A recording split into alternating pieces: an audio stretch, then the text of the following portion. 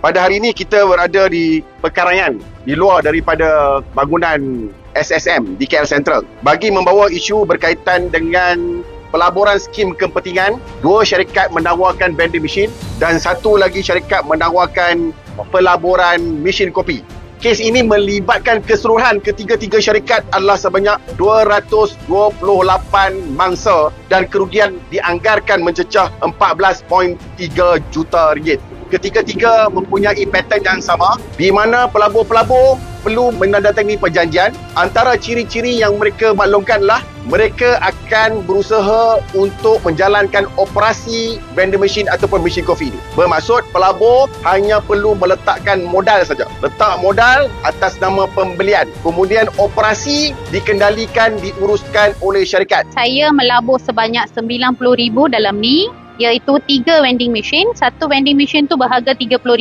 Apa yang saya dijanjikan tu, bila saya melabur 30,000, setiap bulan saya akan dapat income lah 1,500 sebulan. Tapi masalahnya saya dapat duit tu selama 2 bulan sahaja. Lepas tu diorang hantar surat, diorang cakap COVID kita akan postpone payment selama 2 bulan, 3 bulan, lepas tu 6 bulan, lepas tu 1 tahun.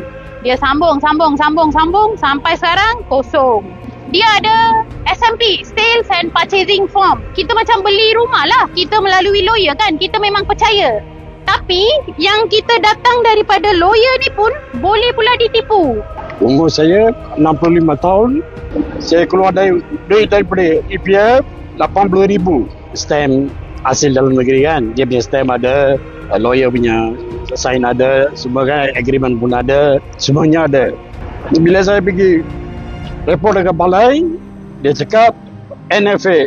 Yang saya tahu saya lah, saya sekolah tak tinggi. Tapi saya tahu, bila orang janji dengan saya macam ini, kalau dia tak ikut, artinya tipu. Janji mesin dapat dalam 3 bulan.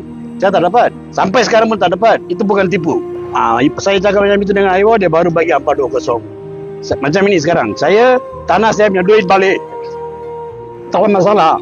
Boleh cari lagi wang. Sampai saya mati, saya boleh cari wang. Tak apa. Orang yang menipu itu kena masuk penjara. Itu yang saya mau. Saya tak mau orang lain kena tipu macam saya. Pelaburan yang saya buat ni sebanyak 60,000. Jadi duit yang saya belabur ni 60,000 ni adalah duit EPF. Dah sampai hampir 5 tahun. Nampaknya pergi ke jalan buntu. Tak nampak apa-apa kesan yang positif. Keluarga pun kita nampak banyak bergolak-galik dia punya masalah di antara satu sama lain. Sebab duit tu, ni duit ni hal. Saya turut melabur 10 biji mesin kopi dengan pakej perniagaan yang mereka tawarkan. Namun, apa yang berlaku selepas setahun adalah sesuatu yang amat mengecewakan. Kami tidak menerima sebarang keuntungan seperti dijanji sebelum ni. Pelbagai alasan diberikan. Kami berharap pihak berkuasa dapat mengambil tindakan tegas dan menyiasat syarikat terbabit